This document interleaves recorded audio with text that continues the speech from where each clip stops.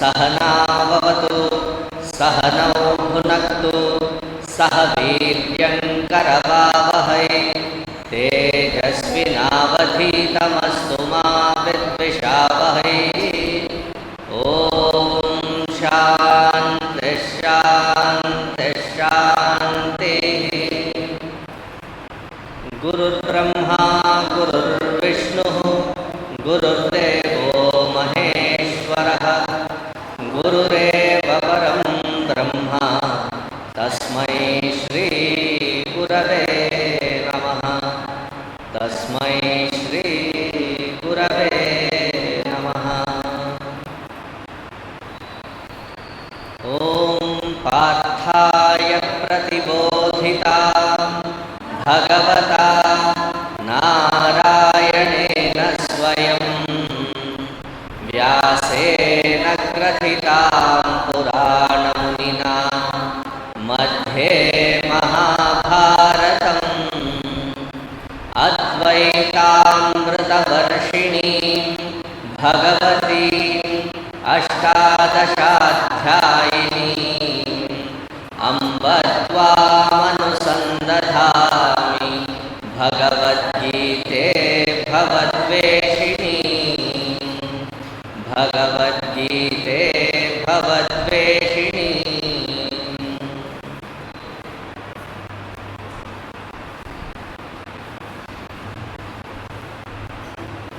In the very first chapter of Bhagavad Gita, it is known as Arjuna Vishada Yoga.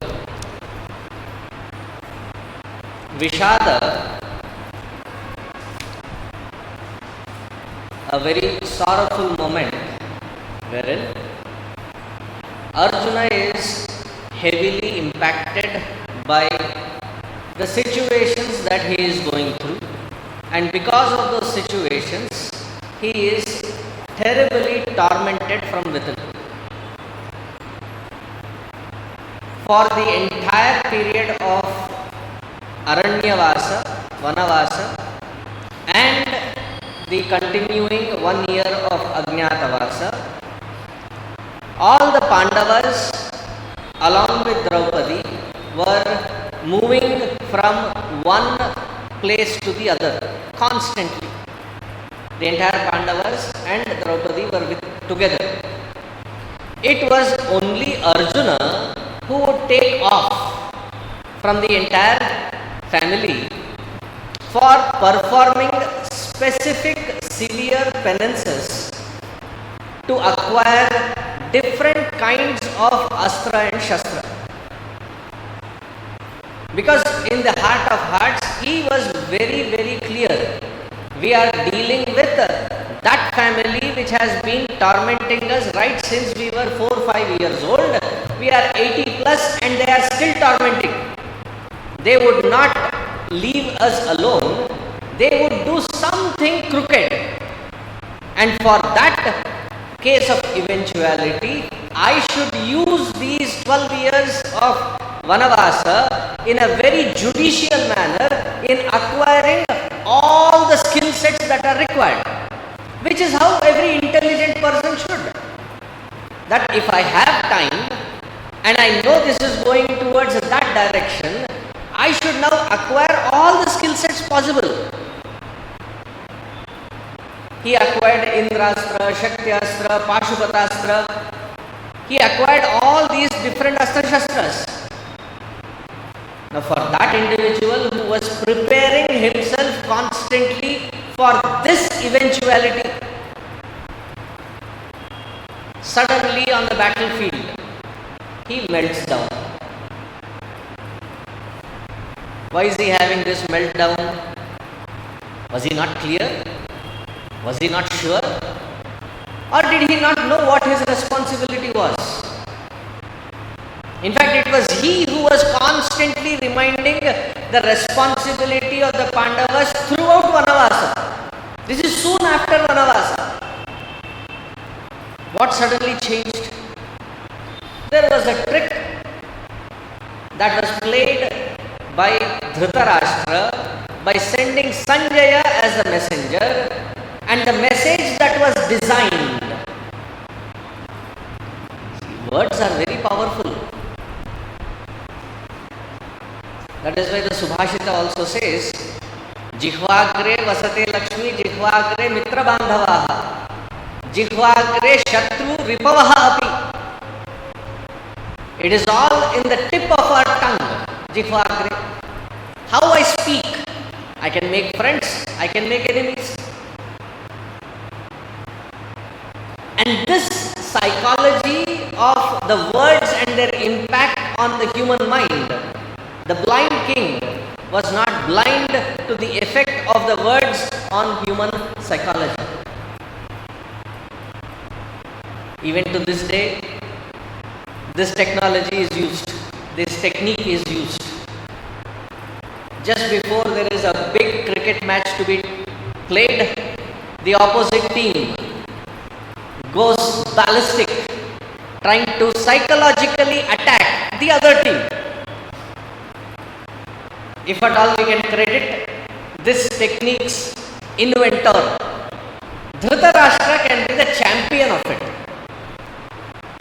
So he sent that message through Sanjaya just the day before the war could begin. Yudhishthira was not impacted. It was not intended for him. Bhima, the ferocious one, as soon as he heard these words from Dhritarashtra through Sanjaya, the Simhasana that he was sitting in, Poundram Krutva, he powdered the Simhasana with his anger. The gold Simhasana that he was sitting in with the motif of a lion, that head was powdered. That was the rage, anger that Bhima was boiling with. Nakula Sahadeva had no other thought other than the instructions given by their older brother, which is Yudhishthira. The independent, the self-made man, Arjuna, the Parantapa, the one who when on battlefield the enemies feel the heat of it. They feel the anxiety of facing him. Paran tapayati yahasaha. The one by whose just mere presence on the battlefield would heat up the very thinking pattern of the enemies. Now such Arjuna started thinking. See, this thinking is also another powerful thing. You think in a diligent manner, it liberates us. You think in a depressive manner, it ensnares us from all sides. Now for Arjuna to think in that particular pattern, he was fed this information by Dhritarashtra through Sanjaya. All those words took a great grip on Arjuna's psyche. This effect of those words were seen on Arjuna by Bhagavan Krishna the earlier day itself. Just like when you go to a doctor with an abscess, the doctor would say, let us wait, or like the cataract, abscess, they say, let us wait for the right time. This is too soon to operate upon. They will not do it immediately if it is not completely fructified. Now for Arjuna also, this thought, the grip of it, had not taken a complete position in his heart the previous evening. On the battlefield, another confusion ensues. What happens? Duryodhana does not like even a bit, not even a wee bit, that his commanding chief is Bhishma. Why? Bhishma gave a blessings to Yudhishthira just before the war began, when Yudhishthira offers his salutations. Bhishma asks, he very particularly asks, is this salutations to the commander-in-chief of your opposite side army or to your grandfather? Depending on that, the blessings will be, because the role decides the responsibility. Yudhishthira says, of course it is to my grandfather. If it is to the grandfather, then Vijayostu. Now he is the commanding chief of the enemy. And what is he blessing? The opposite side. May victory be yours. This ticks Duryodhana off. He is already agitated because Dronacharya had pledged that as long as he will be participating in the war, Karna should not be there. If Karna is there, he will not participate on the war. And because everybody favored Dronacharya, who was opted out, who was sitting on the bench? Karna was sitting on the bench. And Duryodhana relied mostly on Karna. And that Karna was out. So he was heavily irritated with both Bhishma and Dronacharya. So he started using abusive language on the battlefield in front of these millions of them standing. What a loss of morale that somebody is insultingly disrespecting the commander-in-chief. Now looking at that situation, Bhishma thought there is only one way to shut this fellow. He pulled out his conch, blew the conch. The moment he blew his conch, there was a confusion in the Pandavas. अरे ऐसे कैसे? They are the ones that have done wrong. They are the ones that have been oppressing. We are the ones that are challenging them on this battlefield. So our right to blow the conch. How can they do the wrong and challenge us by blowing the conch and declaring a war on us? This is wrong. So Arjuna says, Kairmaya sahayodhavyam asmin rana samudhyame. Who is it that dares to challenge me on this battlefield? I want to see them face to face. Bhagwan Krishna thought, अरे इसी मौके के लिए तो मैं इंतजार कर रहा था. And Bhagwan took the chariot straight right in the middle where Arjuna could clearly see Bhishma, Drona, Kripacharya. As soon as he saw them, he completely melted down. Gandivam sramsate hastat vakchaiva paridahyate nacha shaknomyavasthatum bhramati vacha me manaha. The very words of Arjuna. I cannot hold on to my Gandiva. My hands are shivering, my skin is burning, my throat is parched. I am trembling. My mind is confused. Bhramati vacha me manaha. Arjuna's own words. When you know that your mind is confused, that is not the time to make crucial decisions. When your mind is agitated, when your mind is confused, that is not the most opportune time to make decisions.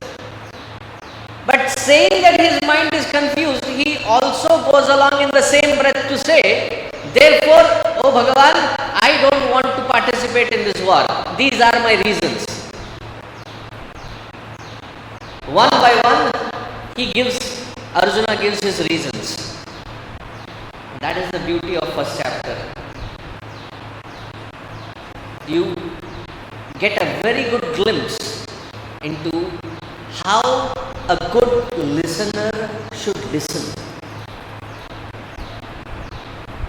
Bhagavan Krishna does not interrupt Arjuna even once. When you want to give a support to your friend, to your family, to your children, to your friends, and you want to help them understand their problem, don't keep jumping in whenever they are trying to speak. Give them enough confidence and a sacred environment where they understand that you will not be judged for sharing your emotions. Bhagavan Krishna provided that beautiful environment. Arjuna opened up. Arjuna revealed all that which was happening in his mind. All in all, trying to convince Bhagavan Krishna why it is the best decision to not be a part of this war. Why he should run away from this war. This is called the Arjuna psychology, Arjuna psychosis. Whenever there is a responsibility that demands the completeness of you to be present, and it is going to be tough, what is the first thing that which we react? Bhago. Let us run away from the responsibility, or at least procrastinate it as long as possible. Arjuna thought that is the best decision. He gave all his reasons. After listening to Arjuna, Bhagavan starts with a test. Bhagavad Gita, when Bhagavan starts speaking, Bhagavan tests Arjuna's mindset, depth of his erosion of his conviction. If he is so lost in his own depressive mindset, then maybe we have to take him to a ER, emergency room. Is he available? Can he be repaired right here, right now? So he throws in a test. He says, Klaipyam masmagamah partha naitatvayupapadyate kshudram hridayadod balyam tyaktvottishta parantapa. Klaipyam masmagamah partha. In Arjuna's own life, in everybody's life for that matter, there are certain things that which we may have gone through, that which we are not very proud of having gone through. ऐसे होते एक दो चीज. If anybody mentions it, we feel very awkward. One such awkward moment in Arjuna's life, where for 1 year long period, because of a curse which was rightly used to hide for that 1 year in the Ajnatavasa, he lived like a eunuch, Brihannala. So Bhagavan is trying to poke and test. Is that fellow Arjuna available? How would he respond? How would he react to this? So he says, Klaipyam mas magamah klibatvam. Arjuna, I thought that you had taken up to be a eunuch only for 1 year. It seems like that impotency still continues.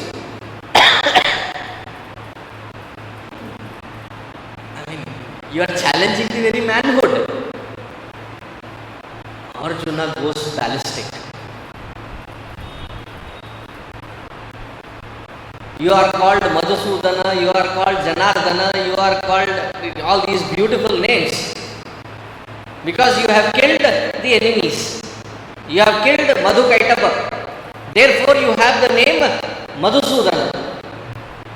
Now you want me to kill my gurus, so that later I will be called as Guru Sudana? How dare you call me a eunuch, and he reacts. Bhagavan is happy. Why? If he is deteriorated to that level wherein there is not even a response, then definitely he has to be taken to a different ward. Maybe he'll have to bring him to Eramanjal. That kind of ward. But he is responding, he is reacting.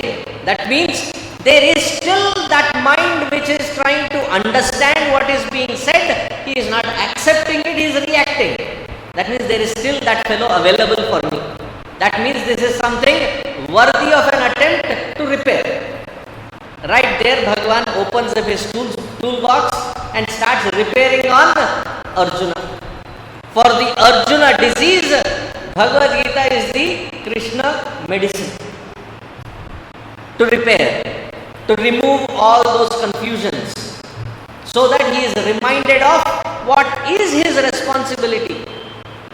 How well can he execute his responsibility?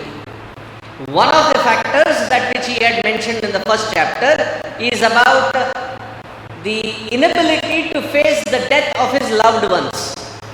So Bhagavan has taken up this thought thoroughly for investigation from various standpoints.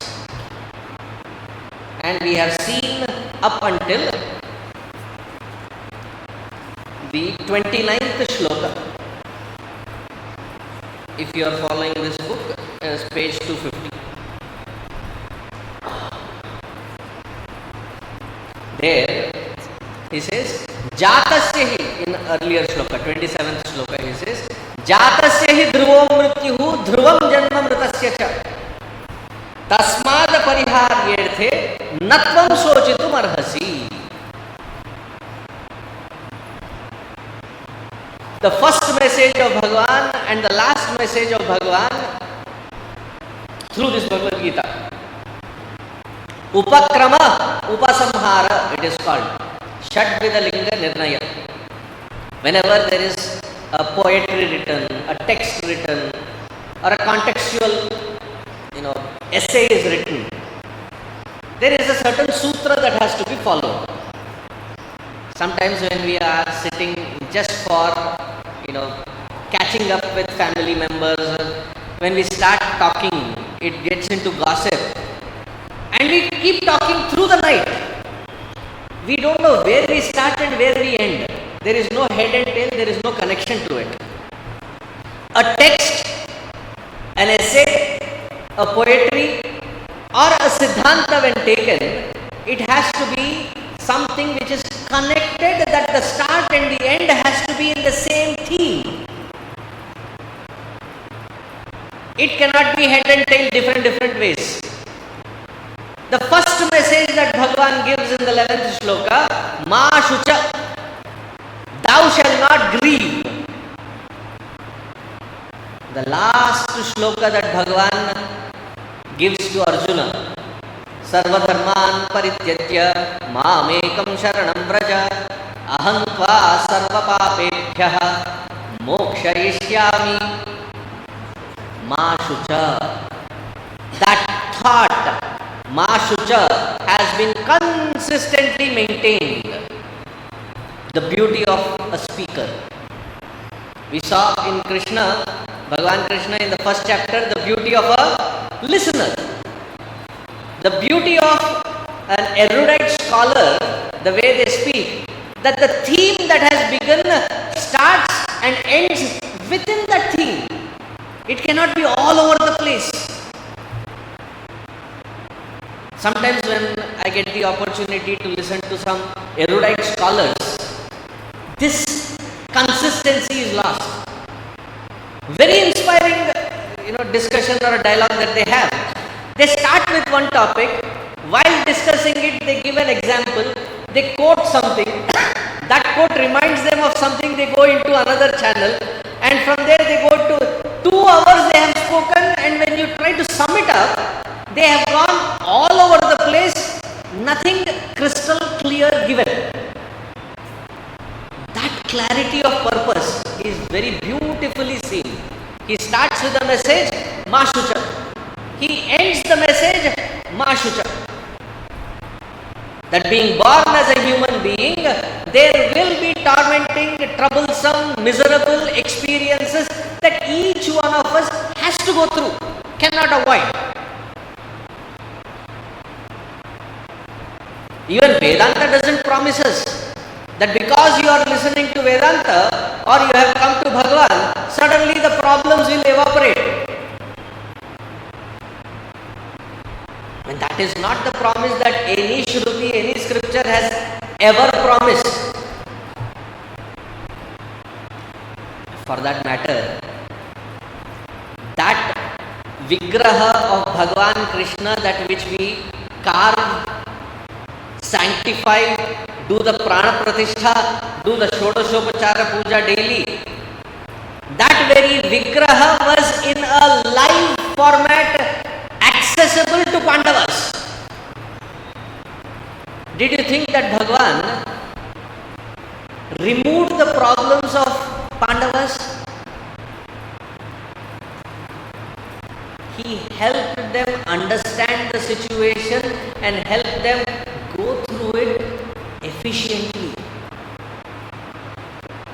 One of the key messages of Mahabharata: problems will not be changed.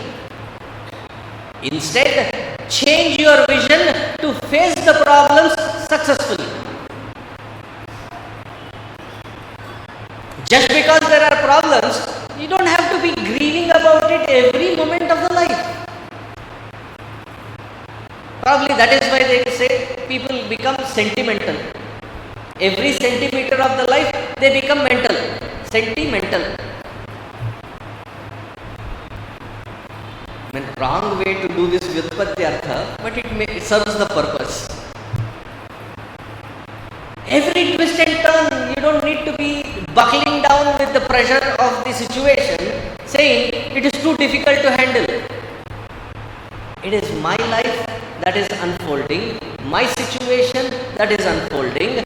I alone have to face it. My life. Who else can face my life?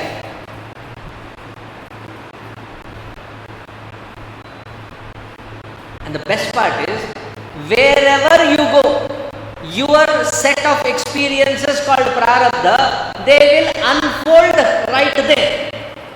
However far you may run away.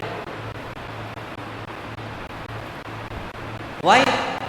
Because you still are there. So your prarabdha will continue. Cannot run away.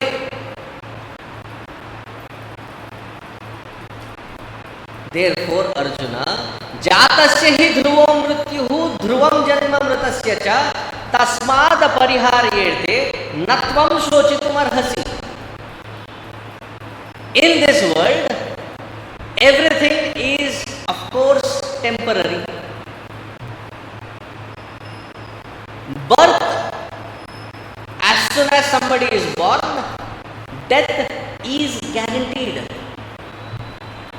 As much as death is guaranteed, again being born is also guaranteed.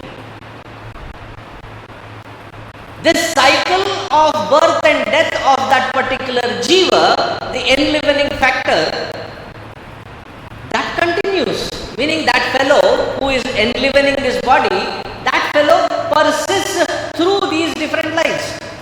There is no cessation of existence. Therefore, what are you worried about?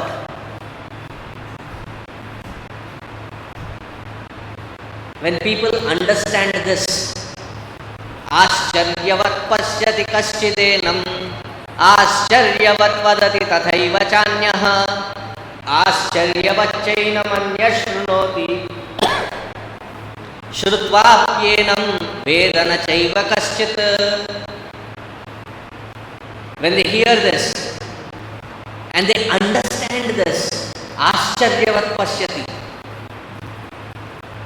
that though these experiences are ephemeral, they are temporary in nature, they don't stay consistent.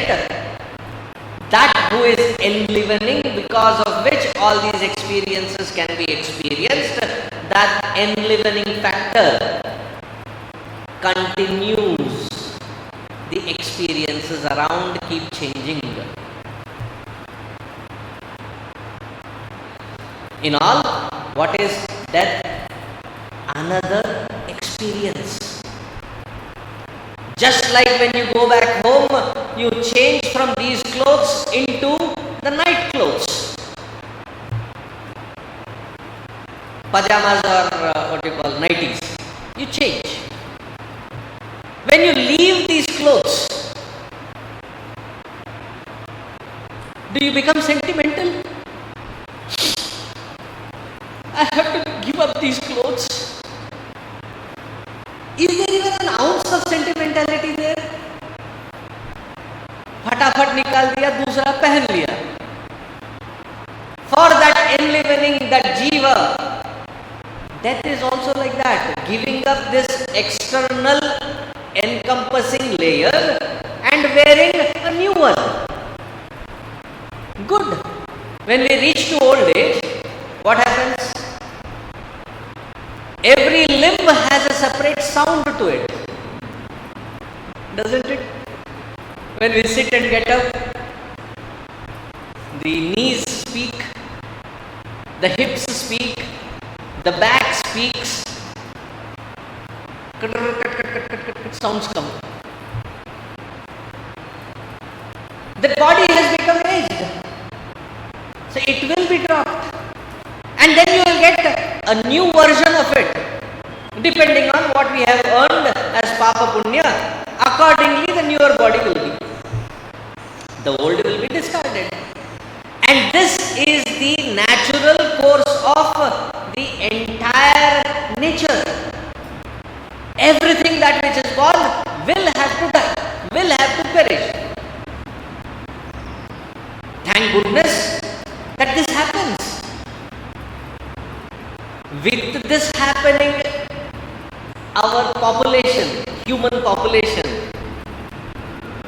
they say it is exploding. How many are we now?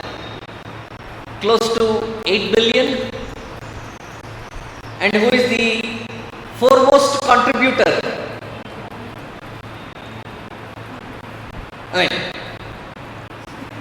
I cannot claim that. Being a sannyasi, it is you contributing. But collectively as Indians, we are the contributors. Maximum. Imagine if death was not there.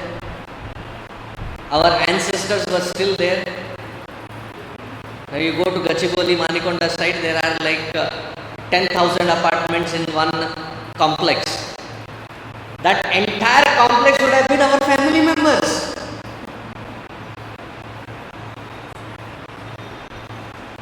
Death is a recycling process. Good that there is that process happening. It is inevitable. So what is there to be scared about? Now this thought gets concluded in the 30th shloka, which is where we have to begin from. Up until now, whatever I have said, it is like the synopsis of what we did last month. Try to do it as fast as possible, but I think we caught up with it. Now we will go through the shloka for this session, the 30th shloka. Repeat after me. Dehi nityamavadyoyam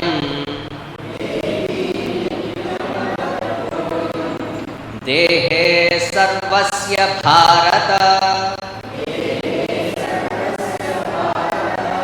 Tasmat sarvani bhutani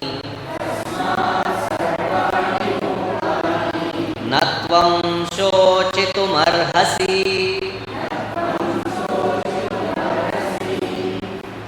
So to this thought of life, birth, death, that concept, that theme, Bhagavan is concluding in this particular shloka.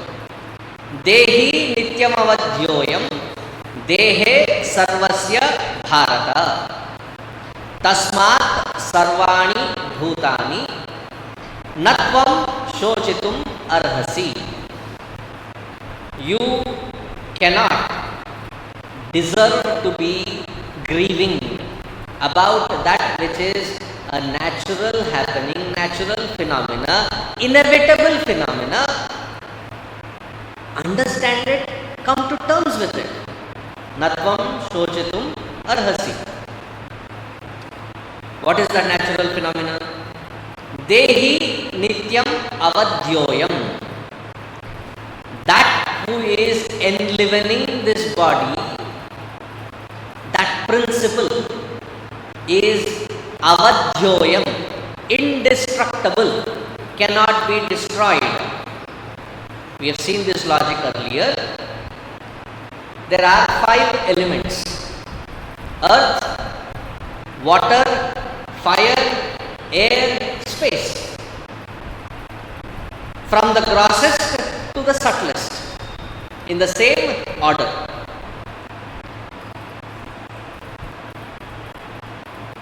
The first 4 elements, earth, water, fire, air, cannot touch, cannot impact, cannot destroy the 5th element, space.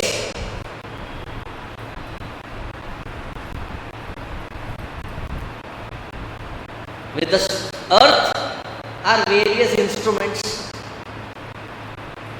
from a small pocket knife to WMD, weapons of mass destruction, missiles and bombs and all these, cruise missiles, Patriot missiles. What is our BrahMos? All these kinds of missiles made of earthly element. What is the weapon when somebody drowns? That can kill. Fire, burning, can kill. Lack of air can kill. Or saturated with higher amount of oxygen can also kill. That also can turn poisonous.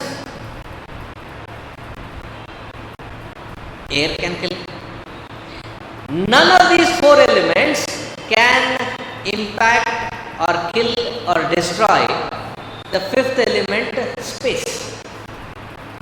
This Atma Chaitanya, which is subtler than the space, can any one of these elements destroy the subtlest one?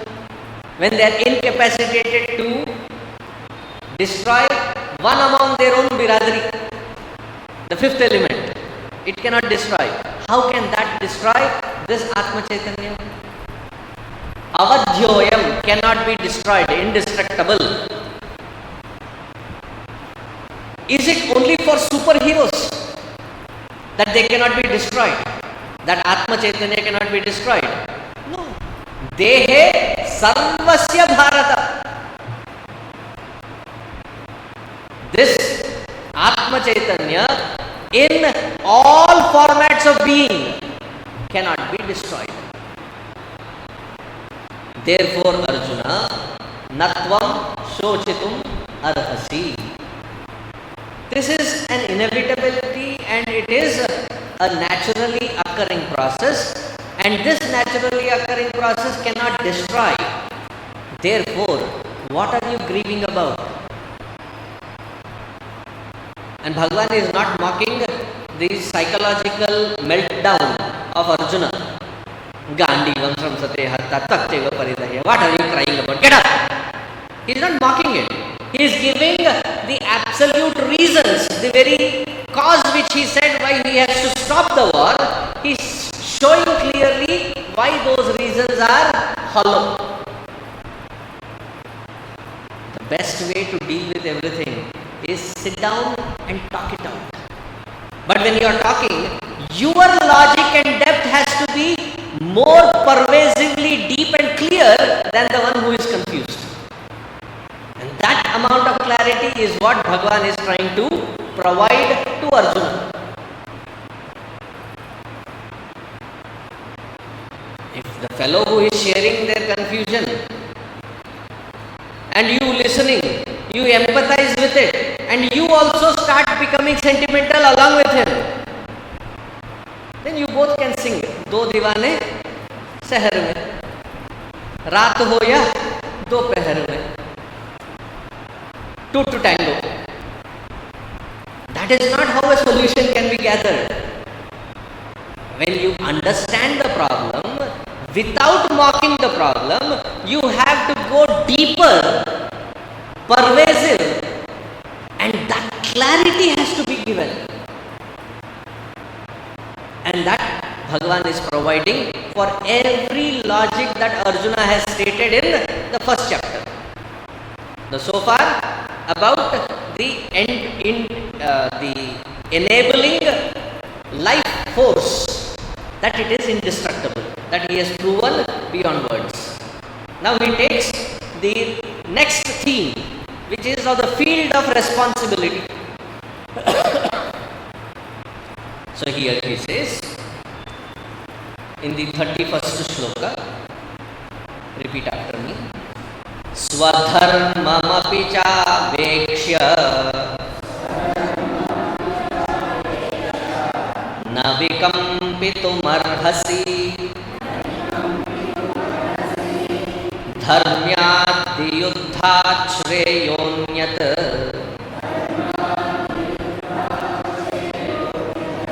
kshatriyasya na vidyate.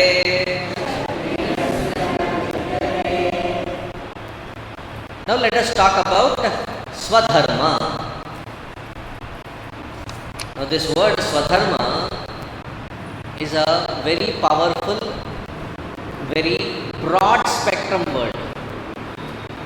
From the highest standpoint, what does Swadharma mean? Then we will have to define what is Swa and what is its Dharma.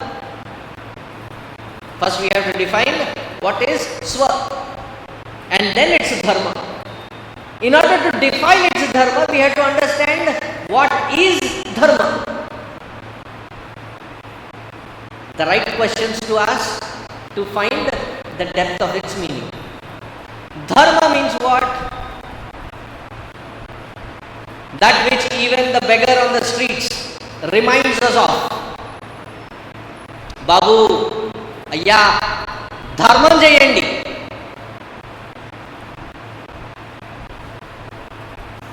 I am Deena, Heena.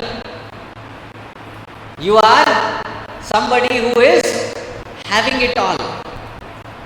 Now to share a little portion of it is your Dharma, says the beggar, reminding us of our Dharma. What is Dharma? Dharyate anaya yatsayah saha. That with which that vastu is upheld. Dharyate, upheld. Removing from that aspect from it, that vastu doesn't remain that vastu any further. That aspect is called Dharma. Its nature. We often confuse Dharma and Guna. Guna means quality. Dharma means its nature, intrinsic aspect. The difference between Guna and Dharma is Guna can be acquired, enhanced, removed, lost, regained.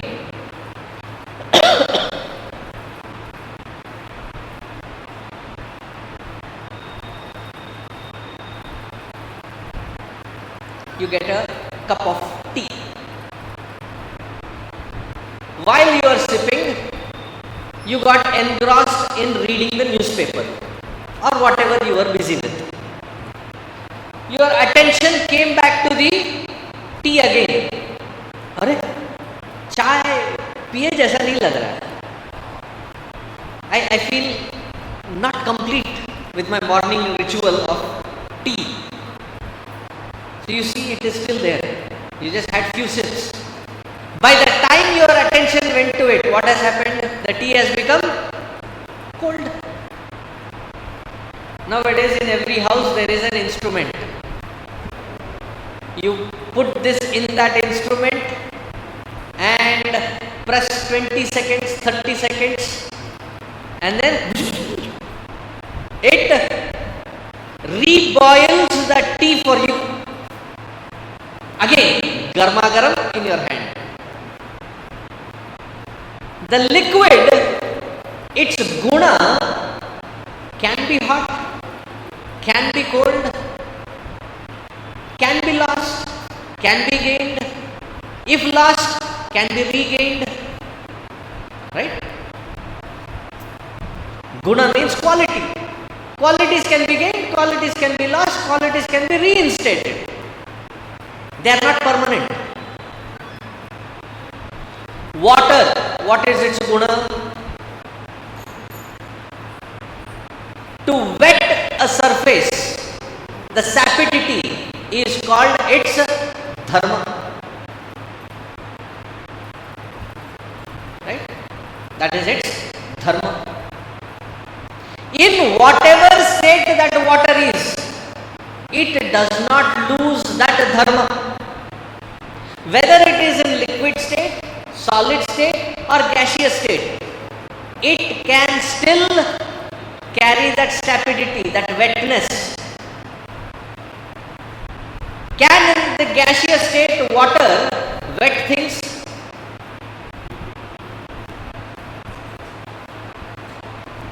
Have you ever had an opportunity to walk in the clouds? I am not talking of the movie Walking in the Clouds.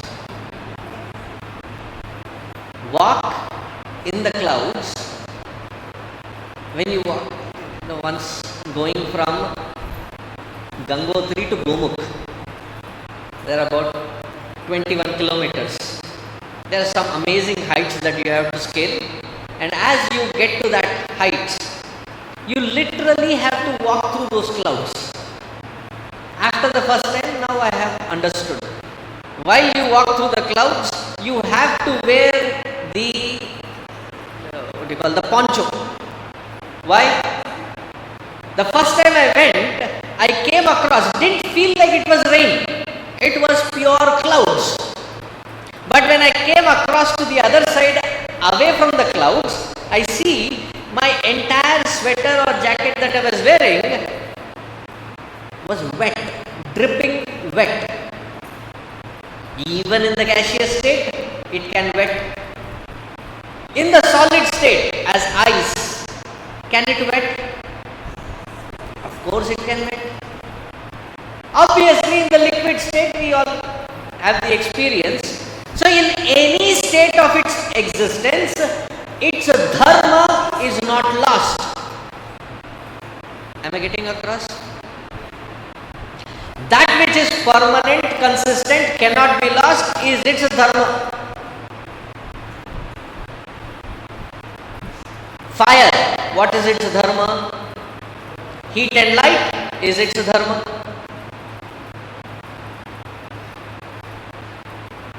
Heat is its quality, not quality, it is its lakshana, is its nature. Let me take a different example. A lemon, what is its dharma? Sourness is its dharma. If it becomes sweet, it is no more lemon. It is called Mosambi. And what do we call it in English? Sweet life. Sourness is its dharma. You taste that lemon, pullaga untunda. That's it, that is its dharma. From that word swadharma, now that you have understood what dharma is, the first word in swadharma is swa. Swa means self. Self from the highest standpoint means my true nature. Its dharma is Sat Chit Ananda Lakshana. Of the Sat Chit and Ananda Lakshana, I already experience, I do not have any doubt about Sat and Chit. I have asked this question many times, I will ask again. Do you exist? Thank you. Otherwise, another bus load to Yaramanzil.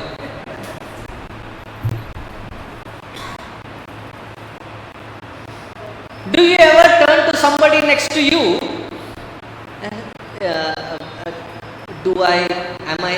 Do I exist? No, you don't have to. I exist. The second factor, that is existence. Sat. Do you know that you exist? Do you need a proof of authority to say that you exist? An RFID card, an ID card, a passport. You don't require any of this because you clearly know I exist and I know that I exist. There is no ambiguity in it. Sat and Chit already a part of my experience. Where is the confusion? In the third Lakshana. What is the third one? Ananda. Therefore, universally, every format of being is seeking nothing but Ananda. Joy, happiness. Here I would like to distinguish the two words joy and happiness. Joys are temporary in nature. That which we enjoy. It comes, it goes. Happiness is of the nature. Very rarely we reach to that heights of happiness. Rest of the time we are only surfing around on the waves of joys. From the highest standpoint, that is my Swadharma. In the interactive world, Vyavahara, this same word Swadharma takes a different connotation. What is the connotation that it takes? It brings the meaning, my responsibilities. Now what is the connect? Swadharma we understood, logical. How did duties and responsibilities become Swadharma?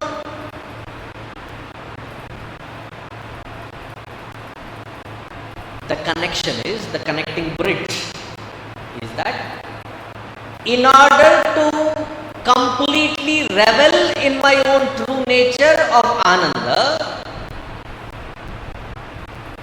I have to clean up, tune up the system. And each one of us has different set of tuning up and cleaning up to do. Because each one is embedded in a different combination of body, mind and intellect. Each one has a different body, mind and intellect. The functionality of body, mind and intellect may be similar, but how we function is entirely different. So much so that instead of functioning through the body, mind and intellect, I function as the body, mind and intellect. Using the equipment and being the equipment, they are two worlds apart.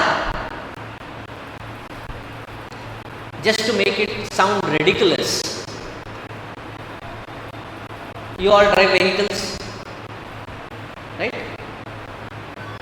Do you yourself on basis of vehicle?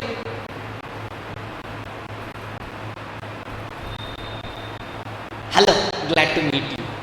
Tata Nexon 2012. Do you ever?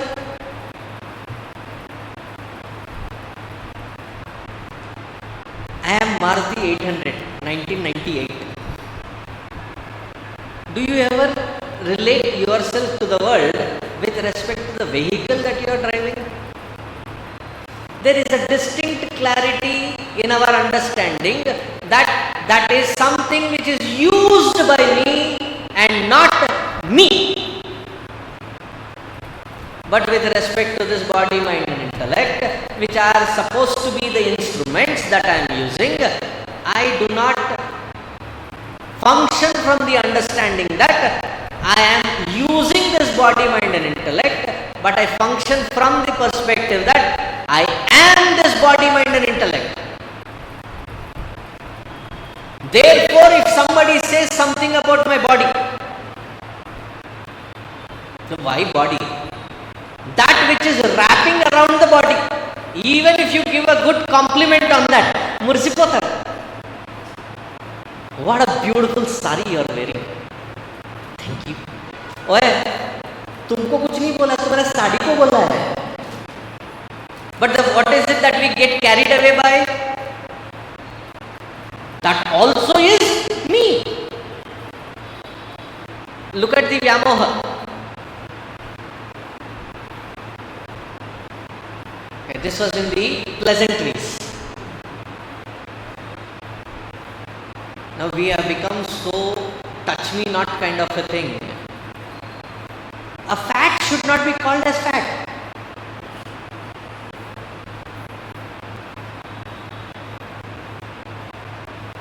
You are looking overly healthy. No, it is wrong. You are fat. A bald should not be called as bald. और क्या बोले? Old should not be called as old. I am young at heart. We are talking about the physical body. That looks old.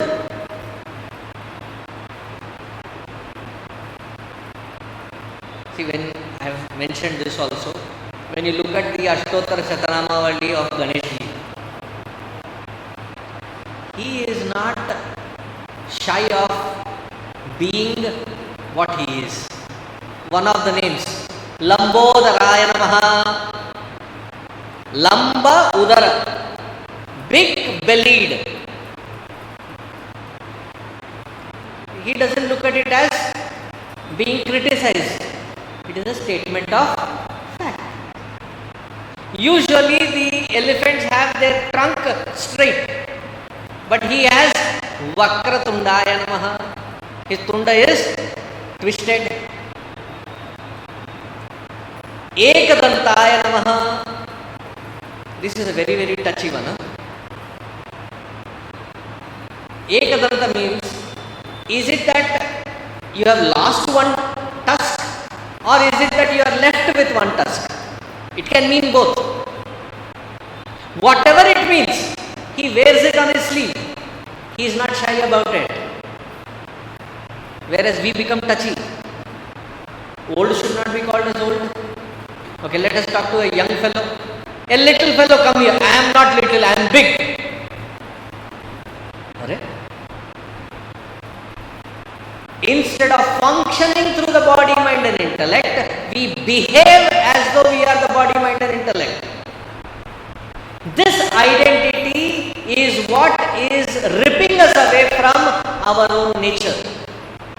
And the only way to get out of this identity is to work at that level, at the physical level, at the emotional level, at the intellectual level. Because at each level there is this identity crisis. And the only way is to identify what are the different to-dos. And the collective to-dos becomes our responsibility. Living those responsibilities most intellectually with clear-headedness is what removes those layers of attachments. Therefore, the field of responsibility becomes Swadharma because it leads to my Swadharma.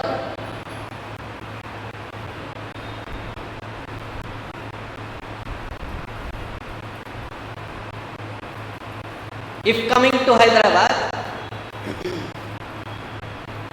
you are about 60-70 kilometers away, and the path divides itself into 3 routes. There is no clear sign which one of these paths takes me to Hyderabad. So what do you ask? You have a vague guess. So somebody passing by, you stop them and say, "Idi Hyderabad hai na?" When you say "Idi Hyderabad hai na," 70 kilometers away, it is not Hyderabad. But what are you indicating through that? This is Hyderabad, meaning this is that which leads to Hyderabad.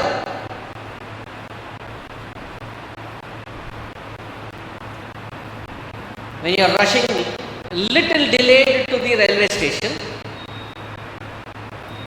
you have to go from here to Bombay. The best person to inquire if the train is coming on time or not is not the fellow sitting in that cubicle. Who is the best person to ask? The porter, the coolie. So what do you tap on his shoulder and say, "Bombay unda, vellipoyinda." Bombay ekkadiki podu, ekkadiki velladu. But what are you asking? That which takes you to Bombay. Right? Similarly, though on the highest level, Swadharma means reveling in my own true nature, but by cleaning this up in the field of responsibilities, definitely takes me there. Therefore, that field of responsibility is also known as Swadharma. Is this understood? Because this clarity is required for the rest of the chapters. Therefore, I took extra time in just dwelling on these 2 words, Swa and Dharma. Swadharmam api chaveksha, meaning here, in the field of responsibilities, when you look at it from that standpoint as well, aveksha, looking at it from that standpoint of field of responsibility, navikampitum arhasi, you cannot afford to be shivering inside out looking at your own field of responsibility. You cannot grieve looking at the field of responsibility.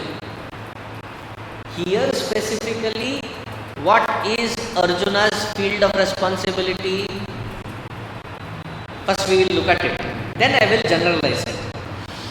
Here specifically on that battlefield, dharmyadhi yuddhat shreyaha anyat nasti. Here your specific field is this dharma yuddha.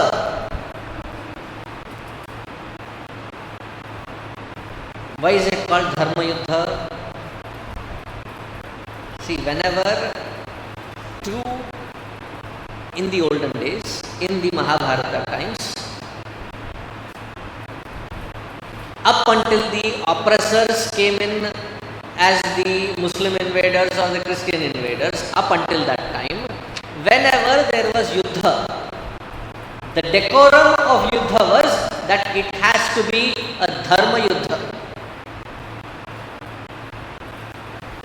There is a whole topic of discussion as to what qualifies it to be a dharma yuddha. I'll give you few salient points. You cannot destroy the cities. You cannot destroy the livestock. You cannot destroy the fields where you are growing your next crop. Those who are not a part of war, old ones, women, children, sickly, you will not touch them.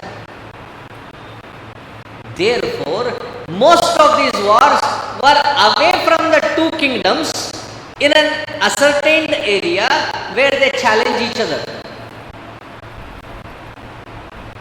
But when the invaders came, their barbaric nature was they would invade into the kingdoms, destroying the crops, destroying the livestock, destroying the women, raping the women, plundering them, taking them bound and selling them, killing the children. This was something new. They were not prepared for it. Up until then there was a decorum. What was the decorum? That if there is something to be challenged, it has to be in the dharmic order. They both will come to terms, the two sides. What should be the starting and ending time of the war? Mostly it was Suryodaya, Suryasta. Before Suryodaya you cannot attack. After Suryasta you cannot attack.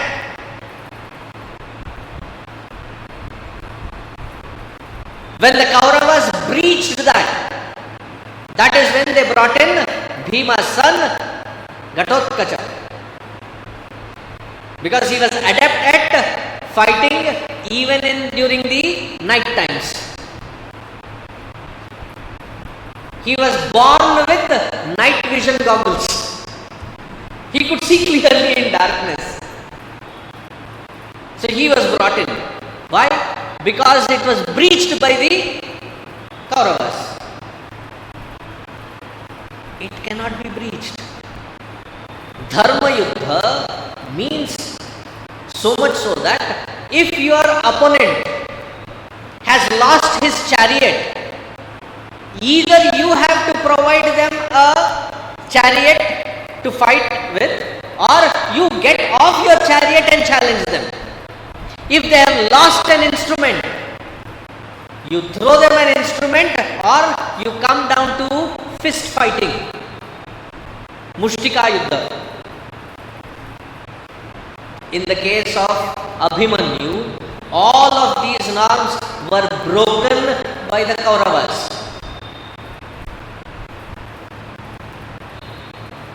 He lost his Shastra.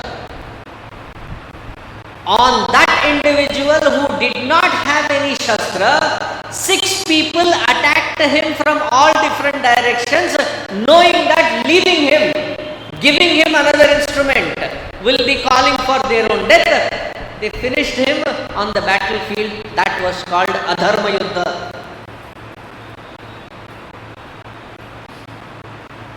Who prompted for that stealth attack on Abhimanyu? Karna. How can that wretched fellow become Mahatma? As claimed in different movies that he is such a great person. Just because you have done one portion of good cannot cover up all the bad that you have done. That is called adharma. Arjuna, you have this sacred opportunity to fulfill, be a part of and bring to fruition Dharma Yuddha, because you, represented by Yudhishthira, are standing for Dharma. Dharmyadhi Yuddhat Shreyaha Anyat. This kind of Dharma Yuddha, which is your responsibility, when you participate in it, there is nothing higher for a Kshatriya whose responsibility it is to establish Dharma. How could you waver away from your Swadharma? Arjuna's standpoint understood. Now let us generalize it so that we can personalize it. For each one of us, at every intersection of life, at every intersection of experience, it is a Dharma Yuddha. Should I do that which is the absolute right or that which is convenient? There is constant tussle. Isn't that my personal dharma yuddha? Right from the point that I wake up to the point that I sleep.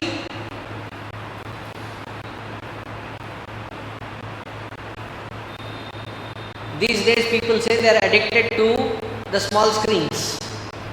Instead of sleeping, they are flipping through reels. And exposure to that blue light, it impacts your sleeping rhythm. That becomes a dharma. But the choice to make, should I indulge in it or not? That is a dharma choice that you have to make. While eating food, I know this tastes good, but has severity of its impact. Knowing that it will yield severity of impact, and I yet indulge in it, adharma. Am I getting across? When you go to the chart,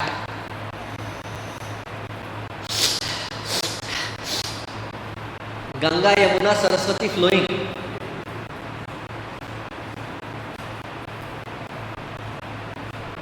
One and a half hour after eating,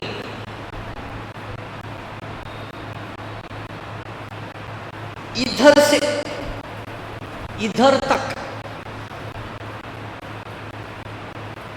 it is burning. Then you take those, what is that pink liquid? Gelusil, Digene, right? Antacid. जब जानते हो कि ये तुम्हारा हाल होगा, knowingly you go, make that choice. You are stepping away from dharma, therefore that becomes a dharma. At every intersection, however ridiculously insignificant to however serious, at every intersection we have a choice. Shreyas or preyas. That which is absolutely good and that which is absolutely pleasurable. So at every intersection, we have the choice. Either do the right, correct one, or do the... See, again, I cannot say it wrong. It is convenient or easy. I have the path of correct and the path of easy. And what do we choose? We suddenly become electricity. Because electricity flows in the least path of resistance. We also flow in the least path of resistance, so we pick easy. At the end of it, who gets the shocking results? It is us, because we have chosen the easy way out. Dharmyadhi yuddha, picking up the dharma yuddha, taking the dharmic choices at every intersection of life. Shreyaha is the path of Shreyas.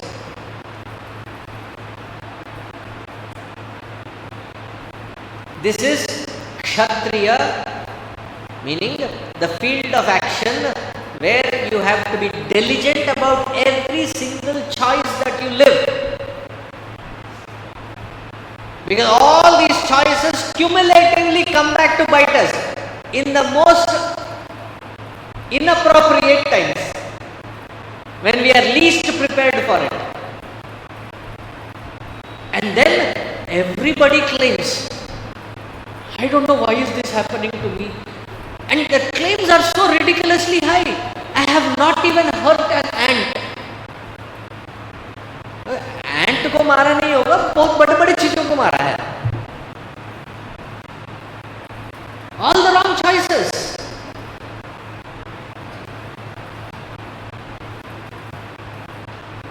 You don't have to go to some place called hell to face your sin.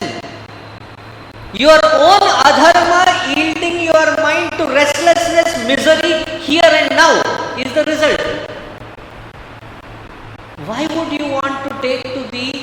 wrong paths, staying on dharma is the most righteous way of living. Therefore, Arjuna, looking at the standpoint of Swadharma, the field of responsibility, and fulfilling it with the right choices to be made, the correct dharmic choices to be made, is the most applaudable, commendable way of life. Here also, you taking that path, even if it is hard, go through it. You may fall, you may slip, you may trip, you may fail. Get up, get back on your saddle, get into the path again. Now, more experience than earlier. Giving up, running away is not the solution. Therefore, there is no scope for grieving because it is your responsibility. Does not make logical sense.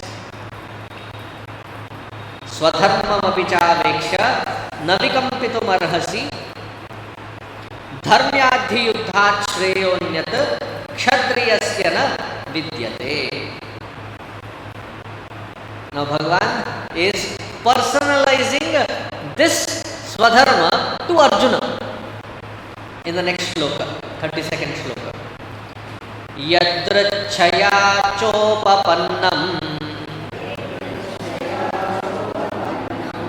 Svargadvaramapavritam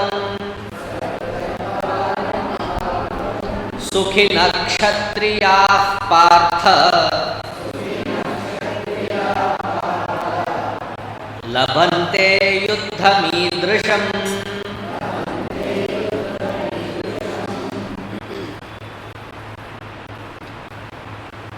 Sukhinah kshatriyaha partha. Blessed is that kshatriya, O Partha,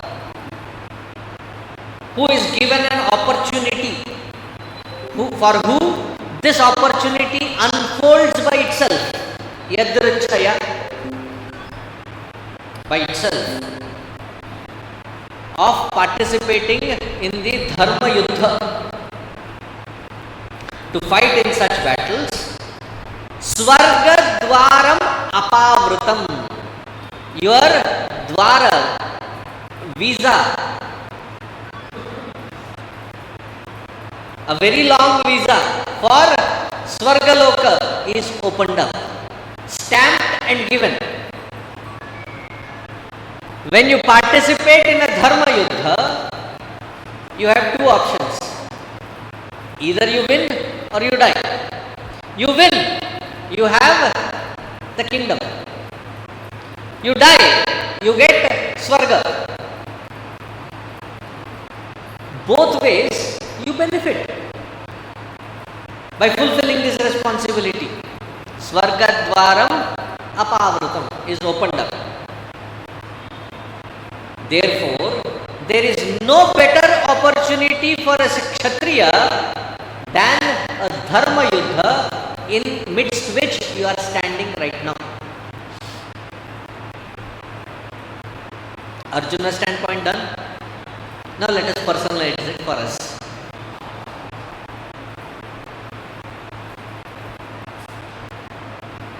The present moment where I am existing in is a sum collective resultant of my own actions.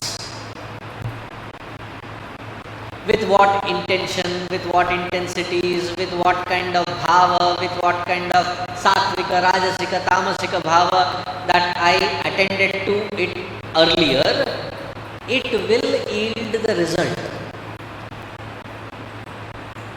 And when that result yields, it unfolds as my present moment.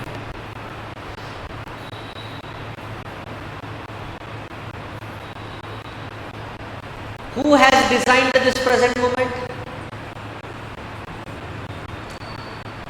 I, me, myself. For I, me, myself. Then who has to own it up and face it? I, me, myself.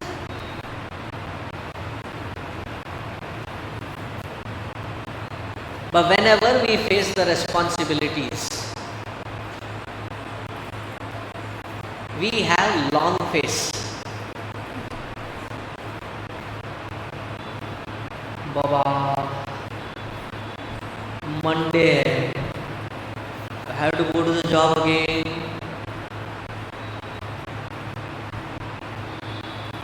So one son in the morning, Monday, was cribbing. I want to go to school. No students like me. No teachers like me. The mother, irritated with the son, resisting to go to the school, she says, "Wake up, you are the principal."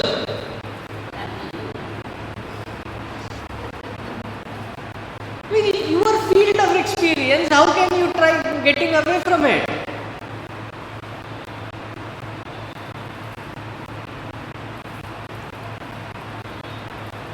Take it up as it unfolds. You keep disregarding it, it will pull you with such force to face it. Then you will definitely feel cornered by your own life and experiences. So when life lived meticulously in a dharmic order, fulfilling all the responsibilities, there is only one caveat. What is that caveat? Your present state of responsibility can be relinquished. Oh, we didn't know this. Where is this hidden?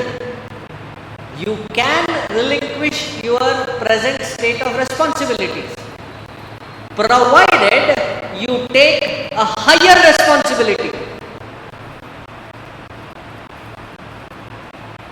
Am I getting across? When you take to a higher responsibility, the lower responsibilities can be relinquished. But I neither fulfill this nor gear up towards the higher, then it will whack us in the most inappropriate time.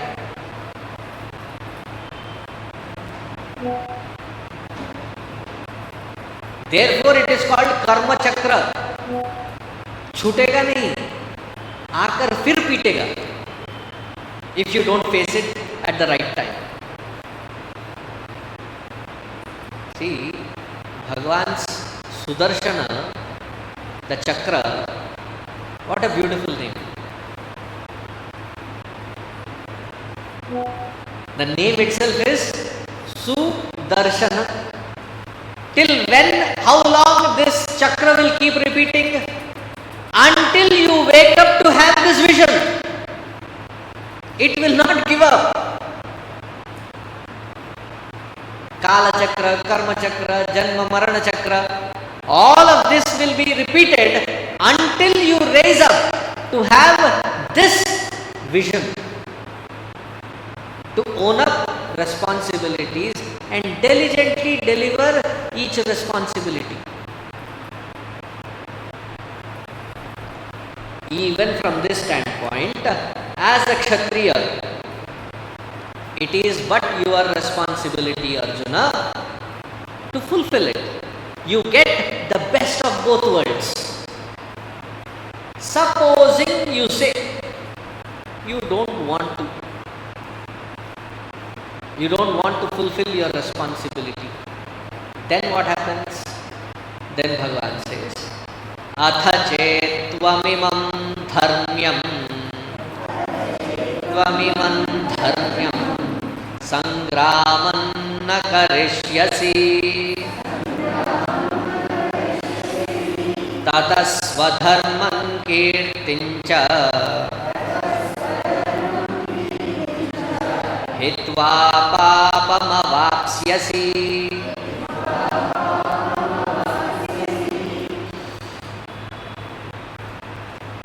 Not fulfilling one's own responsibilities is called papa. papam avapsyasi. Atha chet tvam imam dharmyam sangramam na karishyasi. This dharma sangrama, if you choose not to participate in it, then you would have destroyed your swadharma and destroyed your kirti, thereby acquiring papa.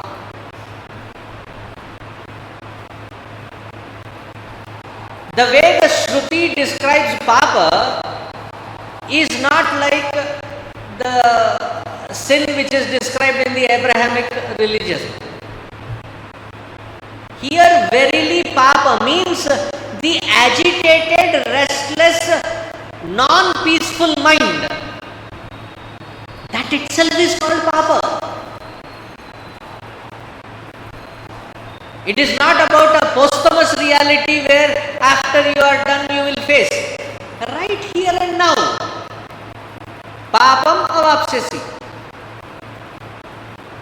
See, whenever you have done something wrong or not done things that which you must have, what weighs our heart? Regrets, guilt. Doesn't it kill us from inside? Isn't that what increases your pressure? Fulfill it, it would have increased your pleasure. Not fulfilling it, it will certainly increase your pressure. That in itself is called papa. Fulfilling your dharma or dharmic responsibilities, it will give you kirti. It will have fulfilled your swadharma, thereby cleanse you from within to acquire the highest swadharma. Why would you not use this opportunity? Why would you create another layer to further put you down into this cycle again and again? Therefore, Arjuna, why would you want to incur more sin, more papa? Even from that standpoint, it doesn't seem logical.